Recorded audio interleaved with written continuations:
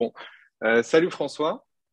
Alors, François, je vais te présenter rapidement. On vient de finir ensemble le programme de coaching. Donc, toi, tu m'as contacté, je viens de regarder, c'était en décembre. Et donc, on vient tout juste de finir. Donc, ça me tenait à cœur d'avoir tes impressions parce qu'on a bien travaillé ensemble, tu as fait de gros progrès. Donc, toi, tu es ingénieur civil informaticien, c'est ça, je me trompe pas, tu vis en Belgique. Et donc, la première question que je voulais te poser, en gros, c'est comment toi, tu m'as découvert et qu'est-ce qui t'a motivé à faire le programme? Ben, honnêtement, en fait, j'avais vu des pubs sur Facebook et dans un premier temps, mon intention, c'était plus d'aller un petit peu regarder quelles infos je pouvais tirer là gratuitement, sans forcément faire un coaching. Ouais. Et puis, à force de lire les conseils, je me suis dit, tiens, il y a quand même des bons conseils là. Et souvent, quand on voit des pubs, c'est un petit peu même ridicule. Ils te disent, ah, je vais te dire un secret, mais tu dois payer pour l'avoir. Hmm. Et avec toi, c'était différent. On voyait dès le début, je trouve que tu avais envie d'aider les gens et tu donnais une masterclass gratuite. Je l'avais regardé, j'avais trouvé que c'était des bons conseils. Puis je me suis dit, bah, je vais prendre quand même l'appel téléphonique pour un peu voir plus. Et pendant l'appel, je me suis rendu compte ouais, que ce que je cherchais, c'est une approche authentique et que je me retrouvais bien dans ton approche et que j'avais l'impression que ça allait bien coller. Mais alors au début, quand tu as parlé du prix, je me suis dit, ouais, c'est quand même une assez belle somme, ça m'a fait quand même hésiter. Et puis c'est vrai que je me suis dit que le dernier vélo que j'ai acheté était plus cher que ça et que finalement, ça m'apporterait plus dans ma vie de travailler sur moi-même d'aller vers des relations mieux réussies. Et donc finalement, je me suis dit, allez, vas-y, ne me pose pas trop de questions et je regrette pas du tout, quoi, Hmm. voilà. Ouais, c'est vrai que tu mets le doigt sur un truc, c'est que tu sais, au quotidien, moi, je dois trier, je fais un aparté, je dois trier les commentaires sur les pubs Facebook parce qu'il y a des gars qui vraiment pensent que c'est une arnaque et qui vomissent de la haine comme ça, alors que je leur dis non, allez voir la masterclass, vous verrez, la promesse, elle est tenue, c'est-à-dire que je délivre soi-disant trois secrets pour susciter l'intérêt des femmes et il y a un vrai contenu gratuit et une vraie valeur ajoutée. C'est bien que tu le dises. Et puis donc après, c'est vrai que derrière, on a discuté toi et moi, c'était intéressant et c'est vrai que je pose souvent maintenant la question, notamment depuis qu'on a discuté toi et moi, est-ce que dernièrement, tu as fait un gros achat comme un iPhone, comme tu vois, un téléphone, etc., pour qu'ils puissent avoir un élément de comparaison et se dire ah ouais, en fait, ce qu'ils me demandent, bah, je suis capable de le mettre dans un truc dont j'ai pas vraiment besoin, tu vois.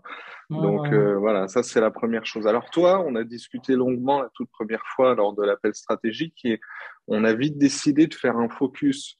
Enfin, dis-moi si je me trompe, mais application de rencontre pour augmenter ton volume de rencontres et un focus syndrome du gentil. Et j'ai regardé là ton questionnaire que tu avais rempli. Toi, tu te retrouvais beaucoup dans la masterclass sur le créneau du people pleaser, du gentil, quoi, Voilà. du nice guy. Bah, ce qui m'a convaincu aussi, c'est que je sortais d'une assez longue relation et encore une autre avant d'ailleurs, Ouais. où j'avais l'impression que justement ce qui avait fait que ça n'avait pas marché, c'est que je mettais la femme sur un piédestal, on va dire. Et quand j'ai lu en fait tout ton contenu là-dessus, je me suis dit, oui, c'est vraiment ça. Et donc mon objectif, c'était pas tellement de me booster les rencontres à la base, j'avais l'impression que je m'en sortais déjà bien sur les applications, mais plus Hmm. d'apprendre une fois que je rentre en relation à ce que ça marche mieux. Et finalement, bah, même avant notre premier coaching, j'ai commencé à regarder le contenu VIP. Et là, déjà, j'ai trouvé beaucoup de conseils qui m'ont bien aidé. Les Et cours que en ligne, j'ai, hein. Enfin, des cours en oui, ligne, ouais, ouais, les formations en ligne. les Ouais. Hmm. formations en ligne et ça aussi bien aidé, c'était assez complémentaire avec le coaching et ça m'a fait me rendre compte que même si avant j'avais besoin de m'en sortir bien parce que j'avais de temps en temps des rendez-vous, qu'en fait je sélectionnais assez mal et donc je me Hmm. retrouvais souvent avec des rendez-vous qui finalement étaient perdus d'avance. Et ici, en boostant le profil, bah, je me suis retrouvé de seul coup avec plus de rendez-vous, mais de meilleure qualité. Hmm. À la limite, j'en avais tellement qu'à un moment, j'étais un peu perdu entre mon travail, ma vie de papa et mes hobbies et tous ces rendez-vous. Mais bon, voilà, ça m'a permis de m'exercer et de vraiment mieux savoir ce que je voulais, quoi, ouais. Ouais, c'est intéressant. Je pense qu'on a fait un travail autour de l'approche qualitative que tu devais avoir en termes de rencontres. tout en essayant de te faire obtenir évidemment un maximum de matchs, même si c'était pas peut-être pas 30 matchs par semaine, mais on a vu la différence quand on a voilà peut-être retouché un peu, enfin on a mis dans l'ordre certaines photos, il y en a d'autres qui allaient mieux que d'autres, on a refait aussi ta description pour obtenir quelque chose qui te ressemble un peu plus que peut-être de quelque chose à la fois Ouais. drôle et authentique. Et donc, tu as rapidement eu, c'est vrai, des matchs, des rendez-vous. C'est vrai que tu étais déjà assez doué dans les échanges, mais tu avais peut-être pas la bonne approche en termes de bah, qu'est-ce que je veux moi, Ouais. qu'est-ce qu'il me faut, de quoi j'ai besoin, vers quel type de fille il faut que j'aille. Donc, tu as eu combien de dates en espace des 6 premières semaines? Pas 3 dates, c'est ça? Non, non, Euh, j'en ai eu plus que ça, j'en ai eu ouais, 17, ouais, comme j'ai oublié, ça. on avait tellement. Oui, et Mm, puis aussi, ce qui était intéressant pour les dates, c'est que sans le savoir, les filles me confirmaient qu'en fait, ce que je faisais marchait, quoi, mm, sans qu'elles mm, s'en rendent compte.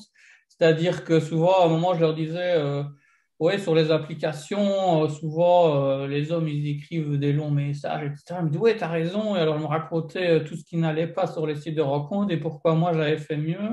Et donc, c'était bien de se dire, ben voilà, feedback, elle sait pas que je suis coaché. Et en gros, elle me dit que ce que j'ai fait, c'est juste ce qu'elle attendait. Et, euh, et c'est pour ça aussi que je me suis retrouvé plus facilement à des dates, parce que c'est pas que le profil lui-même que j'ai amélioré, c'est la manière d'interagir lors des premiers messages et de plus comment dire, un peu contrôler la discussion et voilà, et ça je faisais moins avant. Avant j'écrivais parfois pour 1 ou 2 mois avec la personne et puis ça ne donnait rien et c'était frustrant. mm. Et ici avec la méthode, ben, on se retrouve assez vite quoi à créer l'envie d'un rendez-vous de l'autre côté de l'écran ou alors assez vite à se rendre compte que la personne ne conviendra pas et à l'éliminer, ce que j'avais aussi du mal à faire avant. Je me disais allez, je lui donne une chance, mais ici voilà, je me rends mieux compte, voilà, cette Mm. personne-là, ça n'ira pas. Et puis, ça j'ai eu aussi, j'ai eu beaucoup de matchs où j'ai discuté, et puis je me suis rendu compte, non, ça n'ira pas. J'ai assez de matchs maintenant, donc c'est là je peux lui dire, ben voilà, ça ne va pas, et puis je me concentre sur les autres matchs, quoi. Bah, c'est un cercle vertueux parce que généralement, plus on a de matchs, plus on se permet d'être sélectif. Ce qu'il faut essayer de faire, malgré tout, quand on manque d'opportunités sentimentales, il faut réussir à rester sélectif. Mais des fois, il y a pas la confiance pour le faire, étant donné qu'on se dit, bah, non, moi, si je dis non à cette fille-là, ok, elle a beau ne pas me correspondre, je vais me retrouver tout seul. Donc, c'est bien de faire plusieurs rencontres, d'avoir un petit peu de choix et puis derrière, de pouvoir sélectionner la meilleure fille possible, d'aller à des dates qu'on a choisies, pas des dates subies. Et donc, et forcément, on augmente ses chances que le date se passe bien. Alors après, je crois qu'un déclic pour toi, François, ça a été de travailler donc sur ce syndrome du people pleaser, quelque chose qui peut-être aussi, tu me l'avais dit dans le questionnaire, avait été à l'origine de ta rupture avec ton ancienne petite amie. Peut-être que tu subissais un peu trop, tu te laissais passer dessus. Enfin, ça fait longtemps qu'on n'a pas parlé de ça. Et donc, ce que tu voulais, c'était voilà, identifier le truc, le syndrome, et savoir comment t'en débarrasser avec des comportements différents. Et je crois que il y a eu un moment où tu commençais à sortir avec quelqu'un, avec une fille, et elle te soufflait un petit peu de mémoire le chaud et le froid. À ce moment-là, on a eu la discussion. Je te dis là, il faut lui mettre une limite parce que voilà, lui dire que t'es pas prêt à tolérer ça. Et bingo, en fait, ça l'a fait revenir vers toi. C'est ça, Ouais, hein? donc c'est ça, c'était une personne avec qui j'étais en contact et où Mm. je commençais déjà plus ou moins à abandonner. Ouais. Et puis finalement, bah, tu m'as donné un conseil de poser une limite et travailler avec une certaine manière de communiquer que j'appréciais déjà avant, mais à laquelle je ne pensais pas systématiquement. Et puis donc du coup, quelque part, je lui ai écrit un message et alors de nouveau, ça a relancé le truc, on s'est retrouvé à un rendez-vous, on s'est embrassé. Et puis, une fois qu'on a commencé à sortir ensemble, le jour où elle m'en a reparlé, elle m'a dit, oui, et quand j'ai vu ce message-là, je me suis dit, bon, le mec, il sait vraiment ce qu'il veut. Et vraiment, et alors, ça m'a vraiment, vraiment fait plaisir de me dire, bah oui, ce truc-là, c'est vrai que ça m'a, c'était un truc authentique parce que c'est quelque part ma limite que je posais, mais que je n'aurais Ouais, pas ça osé vient de faire toi? avant, Hmm. de peur de la perdre. Et là, je me suis dit, bah, finalement, voilà, et si je la perds, c'est pas grave, je dois montrer ma limite à moi, et puis c'est à elle de définir, de décider si c'est le genre de choses bah, qu'elle accepte ou pas. Et voilà, et c'est ça la vie, quoi. Oui, je pense, c'est la puissance du comportement assertif, c'est-à-dire non violent, d'être capable de mettre des limites de façon en fait bienveillante.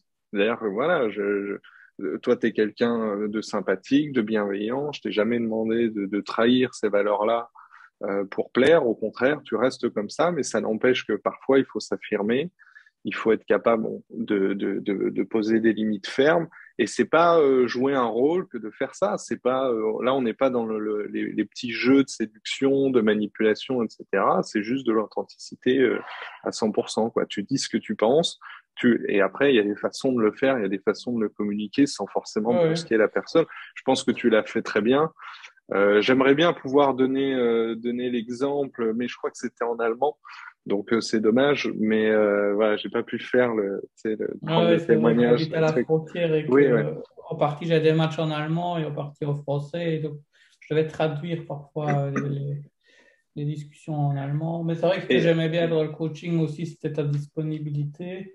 Quand mm, j'avais des doutes un peu sur un match, alors je t'envoyais quelques ouais, screenshots et puis on en parlait. Et c'est vrai que ça m'a aidé aussi parce que c'est ça que j'attendais d'un coaching. Je me suis dit, voilà, c'est ça la différence entre prendre un coaching ou prendre, par exemple, je ne sais pas moi, quelque chose où on voit la personne une heure tous les 2 semaines. C'est pas la même chose qu'un coaching où on est en interaction ouais, régulièrement et où on ouais, a vraiment l'impression d'être seul.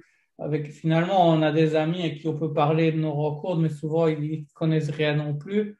Et ici, à ce moment-là, bah, on t'assoit, on écrit et on a quelqu'un qui s'y connaît et qui aide, sans évidemment me dicter ce que je dois faire, quoi. C'est des discussions et ça me donne un peu des idées, et voilà. Mais ça, c'était un aspect que j'ai bien aimé aussi, ouais. ah oui, parce que je crois que quand on demande à ses amis de nous filer un coup de main ou nous donner des conseils, des fois ils osent pas, ou alors effectivement ça manque d'expertise. Moi, je vois le coaching, peut-être, tu vois, François, comme, enfin moi, je me vois parfois comme le bon copain qui est là pour pousser un peu les gars, pour leur dire non, là tu te fourvoies un petit peu, t'oses pas, arrête de te raconter du baratin, etc. Donc voilà. Bon, ça c'est vraiment cool. Et à tous ceux qui regarderont cette vidéo, François, il a un métier normal, il a un physique normal, et ça l'empêche pas d'avoir eu beaucoup de matchs, d'avoir fait beaucoup de rencontres, de les réussir et d'être en couple aujourd'hui, euh, plus tôt que prévu finalement, certainement, parce que voilà. Donc voilà, j'espère que ça donnera de l'espoir à pas mal de mecs qui se racontent encore des histoires sur eux. On sait que la séduction, c'est vachement une histoire de croyance sur soi, qui sont trop comme ci, trop comme ça, trop grands, trop petits, trop gros, trop moches, trop pas assez riches, etc. Donc ça, c'est un bel exemple de réussite, et c'est pour ça que je tenais à faire le témoignage. Voilà. Donc, bon, comment tu vois les choses par la suite, toi, François? Est-ce que tu penses que tu vas continuer à faire ton développement, à lire? Est-ce que ça t'a donné envie de poursuivre, voilà, à part des lectures, par de... C'est euh, vrai que la thématique du nice guy, c'est quelque chose qui, voilà, ça a été comme une illumination et maintenant c'est un truc que j'essaie de continuer à travailler. Et aussi, justement, je ne veux pas retomber dans ce que je faisais avant, dans certaines relations, de donner trop et de consacrer trop de temps à la relation en laissant tomber d'autres choses comme les amis. Et donc ici, c'est un truc qui me reste à l'esprit d'essayer de trouver un bon équilibre entre ouais, du temps avec les amis, du temps avec le couple à deux, ou bien du temps en couple avec d'autres couples, ou du temps pour moi aussi. Et voilà, et donc voilà. Et puis ce que je me dis aussi, c'est que voilà, ici je démarre une relation, ben, je ne sais pas si elle va marcher, mais ce que je sais, c'est que j'ai appris ce que je veux et que si demain elle ne marche pas, ben, le coaching n'est pas perdu. Je veux dire, tout ça, je l'ai appris et donc mais je bien pourrais sûr. toujours me relancer, etc. Donc, Ouais. Oui, alors on en discutait juste avant de faire l'enregistrement. Toi, il y a un truc qui m'avait marqué, que j'avais noté même en rouge, c'est que quand tu te mettais dans une relation, d'abord, première chose, tu pensais que voilà, à partir du moment où on embrasse la fille ou à la limite on couche ensemble, ça fait un couple. Donc voilà, Ouais, il ouais. fallait peut-être qu'on change ta croyance par rapport à ça. Euh, et la deuxième chose, c'était que, effectivement, au lieu de te demander d'évaluer la compatibilité, de te demander vraiment qu'est-ce que je veux moi, est-ce que la fille elle est vraiment compatible en termes de valeurs, etc. Toi, tu as tendance à chercher à tout prix à accepter les filles avec lesquelles tu étais. De dire, bon, là, c'est défaut, non, il faut que je l'accepte comme elle est et qu'on essaie tant bien que mal de faire un couple, quoi. Tu vois, enfin, c'est Ouais, ça, voilà, je c'était un pense. peu ça, ouais. Ouais. Donc, bon, ça, c'était super intéressant. Bah, écoute, de toute façon, on reste en contact, on verra comment ça se passe, et puis Ouais. j'espère que ça va le faire. Voilà. Bah, merci, François. Tu voulais rajouter certaines choses ou c'est tout bon? T'avais dit non? Non, c'est bien. Je veux dire, on a parlé un peu de tout. Je sais pas. J'ai pris un peu des notes de choses que je voulais dire. Mais c'est vrai que j'avais encore une anecdote que je voulais raconter, c'est que Ouais? c'est pas que les profils en ligne qui sont améliorés. J'ai aussi plus facile Ah oui. d'aborder les femmes au quotidien. Et notamment, un jour, j'étais allé nager et il y avait une femme sur la ligne qui me plaisait bien. Et alors, je l'ai accostée de manière très naturelle, comme on avait discuté. Et puis, chaque fois, alors, on faisait un peu des longueurs, et puis on reparlait entre les longueurs. Et puis finalement, je lui ai demandé son numéro et elle m'a dit qu'elle a quelqu'un en fait déjà dans sa vie. Et avant, je me serais senti super gêné.